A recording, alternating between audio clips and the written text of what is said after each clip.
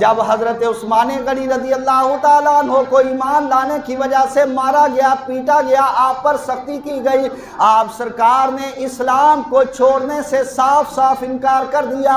اسلام کی خاطر جان تو جا سکتی ہے، امام الانبیاء کی غلامی کے اندر جان تو جا سکتی ہے، اس غلامی کے اوپر کسی اور چیز کو ترجیح نہیں دی جا سکتی۔ اس کو ایک شاعر نے اپنے الفاظ کے اندر بیان کیا کہ آپ نے یہ کہا ہوگا جے چھڑ دے میں دنیا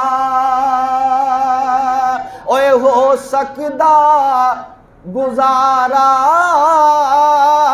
جے چھڑ دے میں دنیا ہو سکدا گزارا، توجہ میری طرف، جے چھڑ دے میں دنیا ہو سکدا گزارا،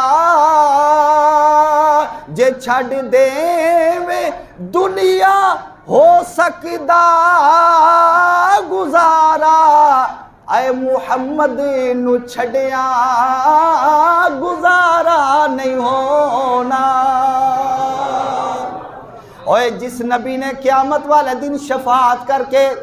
جنت کے اندر داخل کرنا ہے، اگر اس نبی کی غلامی سے دنیا کے اندر منہ موڑ دیا تو قیامت والے دن کس دروازے پہ جاؤ گے؟ یاد رکھو قیامت والے دن ایک ہی دروازہ ہوگا جس کو دروازہ مصطفیٰ کہا جاتا ہے۔ لوگ حضرت آدم علیہ السلام کے در پر جائیں گے، ہماری شفاعت فرما دو، آپ فرمائیں گے اذهبوا الی غیری، اور دروازہ تلاش کرو۔ چلتے چلتے سارے انبیاء کے دروازوں پر گھومتے پھرتے حضرت عیسیٰ علیہ السلام کے در پر آ جائیں گے، آپ بھی فرمائیں گے جاؤ کسی اور دروازے پہ چلے جاؤ، نبی پاک علیہ السلام کے دروازے کی خبر دیں گے کہ دروازہ مصطفیٰ کھلا ہے، وہاں پر چلے جاؤ، وہاں پر تمہاری بگڑی بن جائے گی۔ حضور کے در پر آئیں گے، یا رسول اللہ ہماری شفاعت فرمائیے، آپ فرمائیں گے انا لہا، میں شفاعت کرنے کے لیے ہی ہوں، آج تم ٹھیک دروازے پر آئے ہو۔ اس واسطے شاعر نے کہا جے چھڑ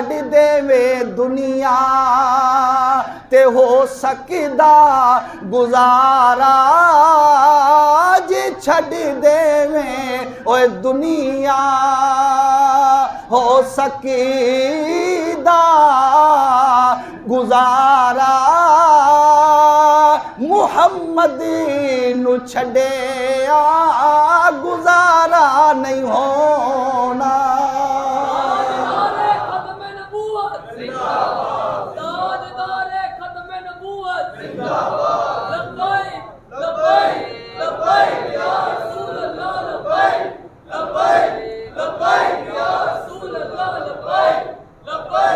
لبیک